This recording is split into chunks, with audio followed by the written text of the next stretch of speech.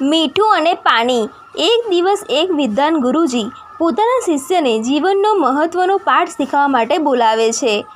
ગુરુજીએ એક ગ્લાસમાં પાણી ભર્યું અને શિષ્યને મીઠું લાવવા કહ્યું। તેમણે મીઠું પાણીમાં નાખીને શિષ્યને કહ્યું, હવે આ પાણી પી। શિષ્યએ પાણી પીધું અને કહ્યું, આ પાણી તો બહુ ખારું છે। ત્યારબાદ ગુરુજીએ શિષ્યને બોલાવ્યો અને તેમને નજીકની નદીમાં લઈ ગયા। હવે ગુરુજીએ નદીમાં ઘણું બધું મીઠું નાખીને કહ્યું, હવે આ નદીનું પાણી પી। શિષ્યએ પાણી પીધું અને કહ્યું, આ તો સ્વાદિષ્ટ છે ગુરુજી।